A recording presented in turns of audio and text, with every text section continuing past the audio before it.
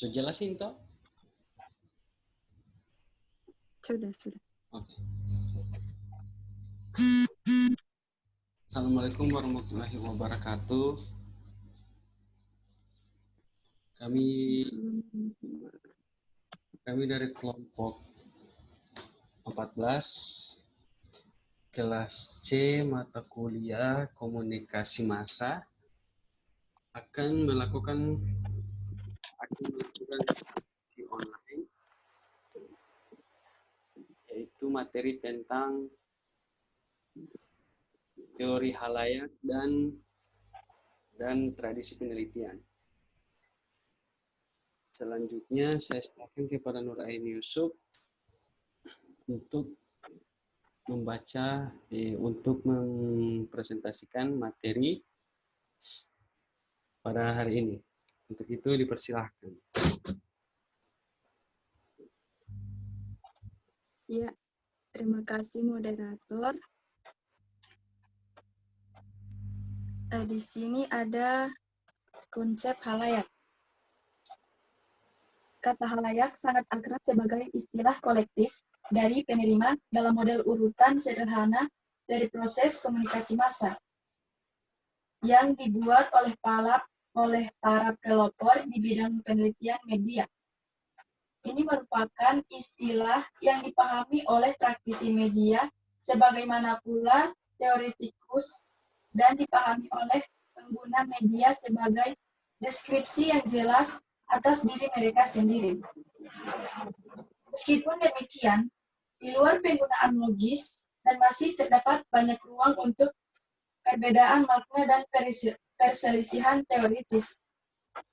Untuk permulaan, konsep halayak menunjukkan adanya sekelompok pendengar atau penonton yang memiliki perhatian reseptif, tetapi relatif pasif dan terkumpul dalam latar yang kurang lebih bersifat publik. Penerimaan sesungguhnya dari media massa sangat beragam dan merupakan pengalaman yang berantakan dengan hanya sedikit konsistensi dan tidak cocok dengan versi ini. Hal ini terutama berlaku pada saat mobilitas, individualitas, dan berlipat gandanya penggunaan media.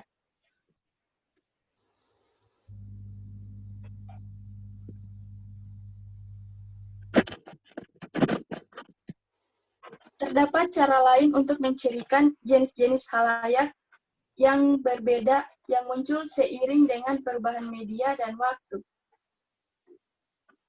Nightingale mengajukan tipologi baru yang menangkap fitur utama keberagaman yang baru. Menyatakan 4 jenis, yaitu yang pertama, halayak sebagai kumpulan orang. Utamanya kumpulan ini diukur ketika menaruh perhatian pada tampilan media atau produk tertentu pada waktu yang ditentukan. Inilah yang dikenal sebagai penonton. Yang kedua yaitu halayak sebagai orang-orang yang ditujukan. Merujuk pada kelompok orang yang dibayangkan oleh komunikator serta kepada siapa konten dibuat.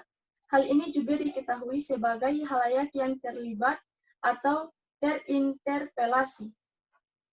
Yang ketiga yaitu halayak sebagai yang berlangsung. Pengalaman penerimaan sendirian atau dengan orang lain sebagai peristiwa interaktif dalam kehidupan sehari-hari, berlangsung dalam konteks, tempat, atau fitur lain. Halayak sebagai pendengar atau audisi. Utamanya merujuk pada pengalaman halayak yang berpartisipasi ketika halayak ditempelkan di dalam sebuah pertunjukan atau diperbolehkan untuk berpartisipasi melalui alat yang jauh atau memberikan respons di saat yang bersamaan. Nah, yang berikut yaitu halayak asing. Asal mula dari halayak media massa, kini terletak pada theatrical public dan pertunjukan musikal, sebagaimana pula dalam permainan dan pertunjukan di masa lalu. Gagasan paling awal yang kita miliki mengenai halayak adalah kumpulan secara fisik dalam tempat tertentu. Kota Romawi atau Yunani misalnya. memiliki teater atau arena dan tidak diragukan lagi diawali oleh perkumpulan yang informal dalam kejadian serupa dan untuk peristiwa agama atau kenegaraan. Halayak yang asli memiliki banyak ciri yang dikenali hingga kini dalam wilayah penampilan publik yang lain, termasuk yang disebutkan dalam kotak 15.1.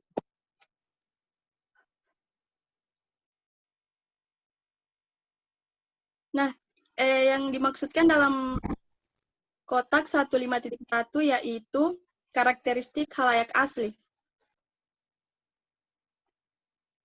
Merencanakan dan mengatur kegiatan menonton dan mendengarkan sebagaimana pula pertunjukan itu sendiri.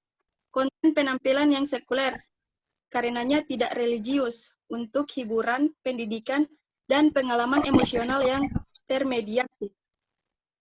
Tindakan pilihan dan perhatian individual yang rela. Spesialisasi dari peranan pengarang, penampil, dan penonton. Dengan karakter yang publik dan populer. Dan lokasi fisik dari penampilan dan pengalaman penonton. Halayak sebagai kelompok penonton untuk peristiwa publik dari jenis yang sekuler telah berlembaga sejak lebih dari 2000 tahun yang lalu. Mereka memiliki budaya dan aturan tersendiri. Pengharapan mengenai waktu, tempat, dan konten pertunjukan, kondisi untuk masuk, dan seterusnya.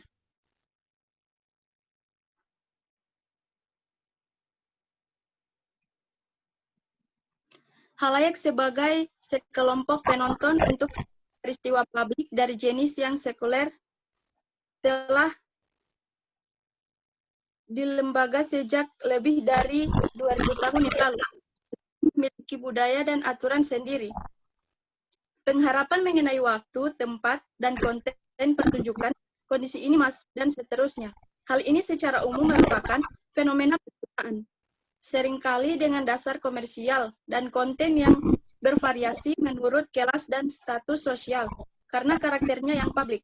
Perilaku halayak tunduk pada pengawasan dan kontrol sosial. Yang berikut ada halayak dari masa ke pasar. Meskipun banyak pengamat yang berkomentar mengenai kemungkinan baru yang luar biasa untuk begitu banyak orang yang tersebar dengan sangat cepat melalui pers, film, atau radio. Pembentukan teoretis yang pertama dari konsep halayak media berasal dari pemikiran yang lebih luas dari perubahan sifat dasar kehidupan sosial dalam masyarakat modern. Sebagaimana yang telah dibahas dalam bab 3. Herbert Blumer 1993 pertama kali menyediakan kerangka eksplisit di mana halayak dapat digambarkan sebagai bentuk baru aktivitas yang dimungkinkan oleh kondisi masyarakat modern. Ia menyebut fenomena ini sebagai massa dan membedakannya dari bentuk sosial lebih tua, terutama kelompok, kerumunan, dan publik.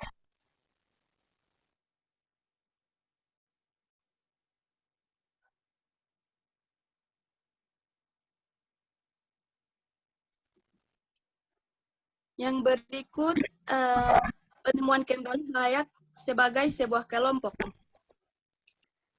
Ketidaklayakan konsep halayak ini terlihat. Realitas dari pengalaman orang dalam pencetakan massal dan film selalu beragam. Meskipun sifat impersonal, anonim, dan skala yang sangat besar mungkin menggambarkan fenomena ini secara umum. Sebagian besar pengalaman halayak yang sebenarnya adalah personal, berskala kecil, dan terintegrasi ke dalam kehidupan sosial dan cara yang akrab. Banyak media beroperasi dalam lingkungan lokal dan diletakkan dalam budaya lokal. Yang berikut ada halayak sebagai pasar.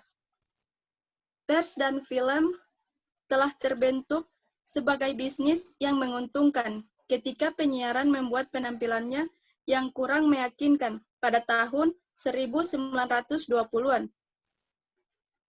Halayak radio dan televisi secara cepat terbentuk ke dalam pasar konsumen yang penting bagi piranti keras dan lunak.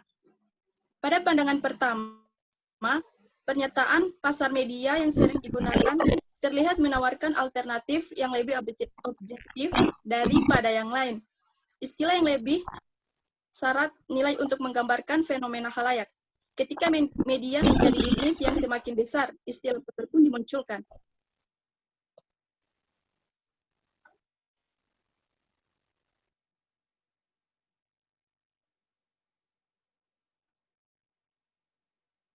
Nah, di sini ada 15.2. Khalayak sebagai pasar. Ciri teoritis.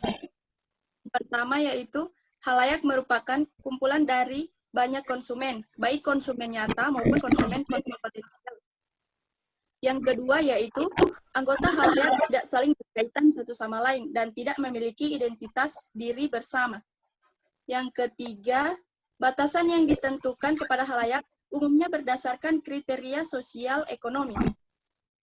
Yang keempat, khalayak adalah objek pengaturan dan kontrol oleh media. Yang kelima, pembentukannya bersifat sementara.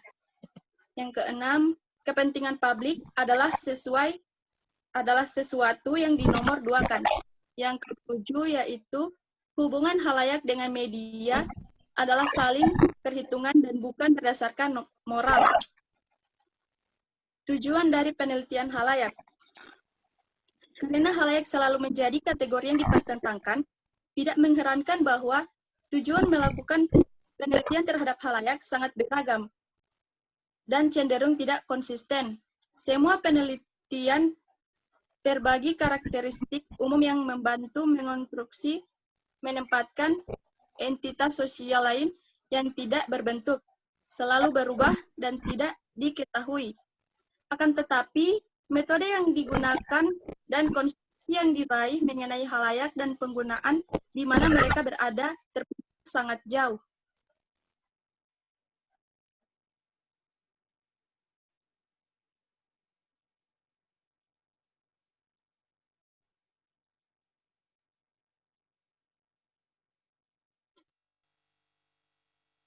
Nah, yang berikut ada beragam tujuan dari penelitian khalayak.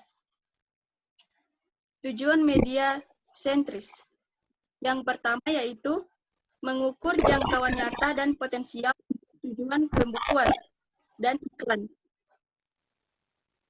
Yang berikut yaitu mengatur perilaku pilihan khalayak, mencari kesempatan pasar khalayak yang baru, menguji produk dan meningkatkan efektivitas dari perspektif pengirim.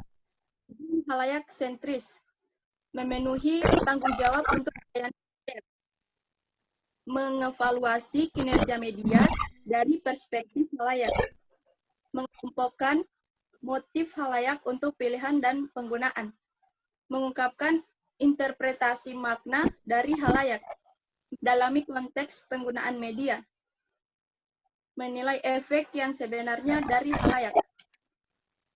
Ya, itulah dari saya, dan saya kembalikan kepada moderator.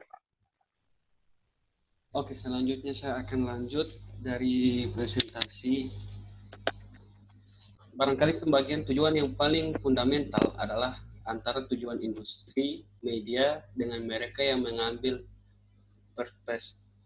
dan sisi halayak. Penelitian dapat mempresentasikan suara halayak atau berbicara atas nama halayak. Walaupun tidak dapat diyakinkan bahwa penelitian mengenai halayak akan sungguh-sungguh melayani halayak.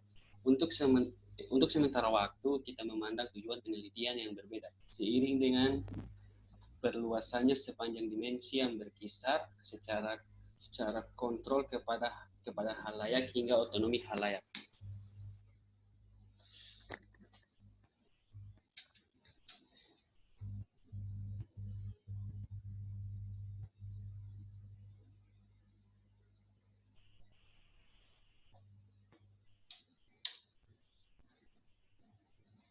Mana?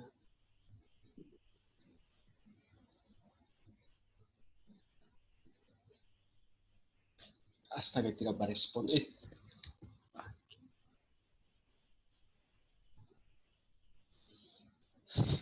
Tak kancing.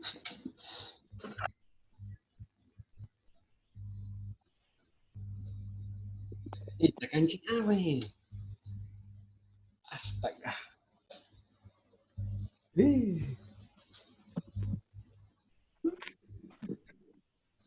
Tuh.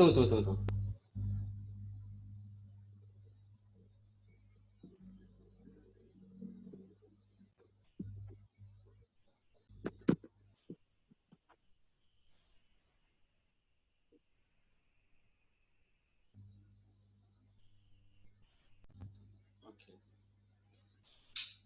Yang selanjutnya, tradisi penelitian alternatif. Untuk saat ini, mudah untuk mengidentifikasi 3 tradisi penelitian yang utama, yaitu di bawah judul struktural, behavioral, dan sosial budaya. Yang kedua, tradisi struktural dari pengukuran halayak, yaitu kebutuhan industri media memunculkan jenis penelitian yang paling awal dan paling sederhana, yang dirancang untuk memperoleh pikiran yang dapat diandalkan dari kualitas yang diketahui lainnya, terutama adalah jumlah dan jangkauan halayak radio dan jangkauan dari publikasi cetak dalam kurung jumlah pembaca potensial yang berlawanan dengan sirkulasi atau jalannya percetakan. Data ini sangat esensial untuk manajemen, terutama untuk mendapatkan iklan berbayar sebagai tambahan untuk ukuran penting mengetahui mengenai komposisi sosial dari halayak dalam hal yang dasar, siapa dan di mana halayak tersebut. Oke, selanjutnya tentang tradisi behavioral, efek dan penggunaan media. Peneliti komunikasi pada umumnya dipenuhi dengan efek media, terutama terhadap anak-anak dan anak muda, serta dengan penekanan pada potensi keburukannya. Hampir semua studi efek yang serius juga merupakan studi halayak, di mana halayak dikonseptualisasikan sebagai terkena dampak atau pengaruh baik berupa persuasif, pembelajaran maupun behavioral.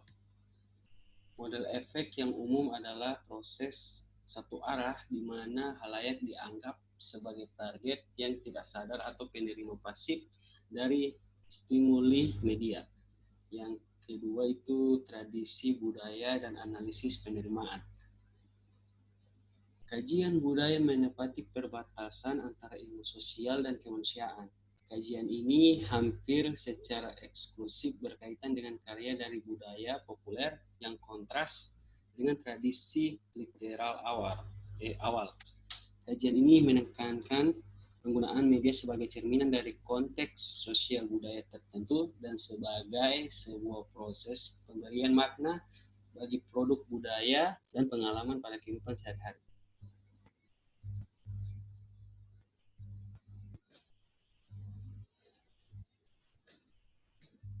Jenis-jenis halayak. Jenis-jenis halayak baik dari masyarakat maupun media dan kontennya, baik orang-orang menstimulasikan pasokan konten yang layak maupun media menarik orang terhadap konten yang mereka tawarkan. Jika kita mengambil pandangan yang pertama, kita mempertimbangkan media sebagai pihak yang merespon kebutuhan dari masyarakat, kebutuhan lokal, kelompok sosial yang telah ada sebelumnya, atau beberapa kategori individual yang dipilih media sebagai kelompok target. Alternatifnya, jika kita mempertimbangkan halayak sebagai pihak yang utamanya diciptakan oleh media, kita dapat melihat bahwa mereka seringkali dibentuk oleh teknologi baru, dalam misalnya penciptaan film, radio, atau televisi. Atau mereka ditarik oleh beberapa saluran, misalnya majalah baru atau stasiun radio. Yang pertama itu ada halayak sebagai kelompok atau publik.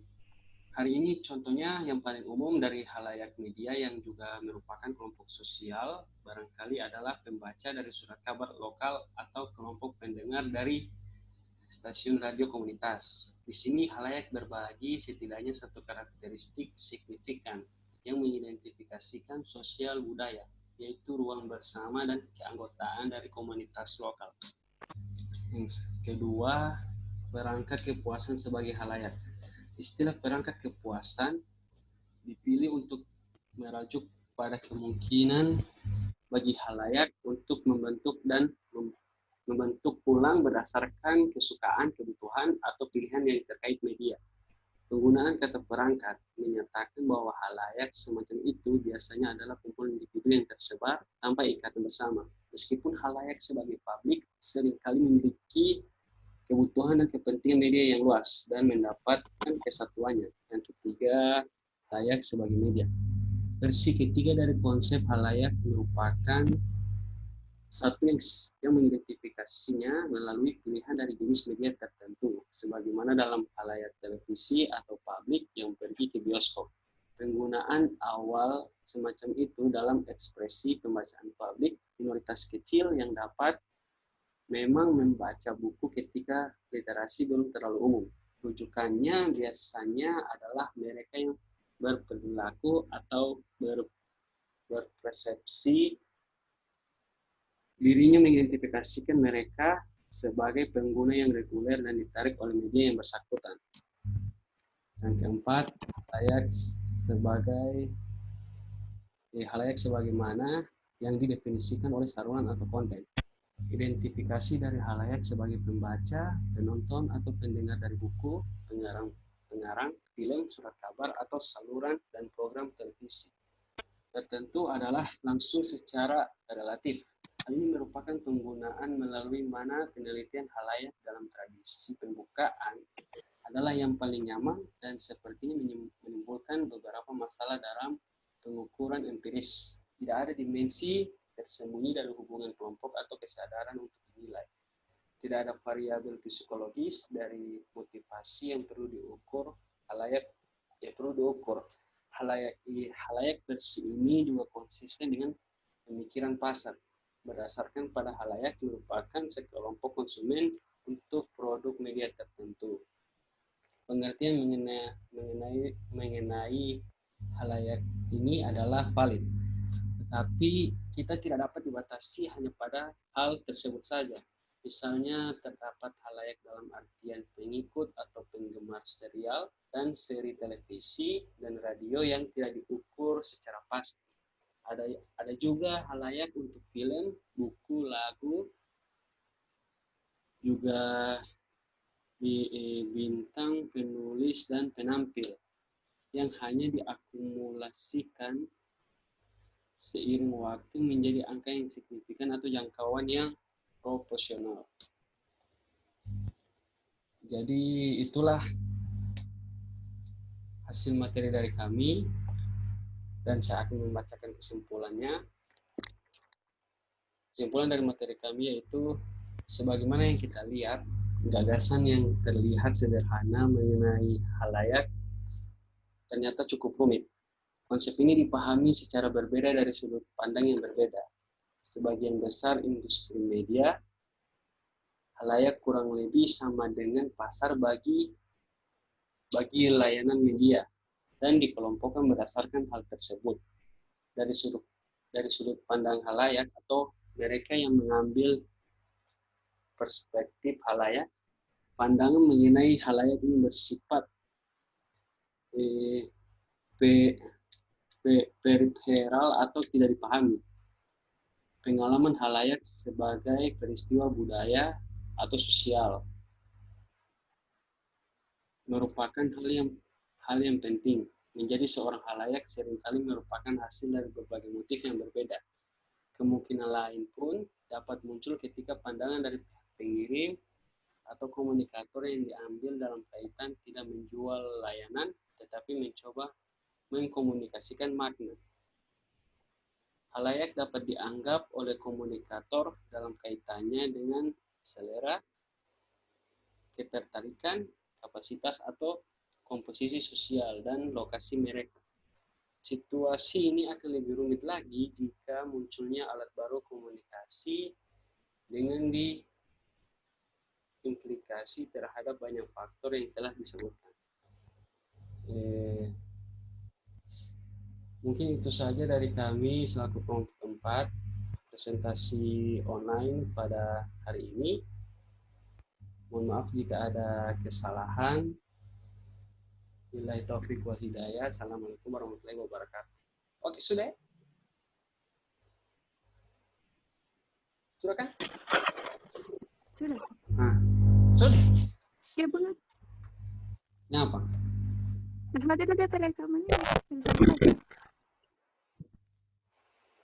Gampang itu mau potong.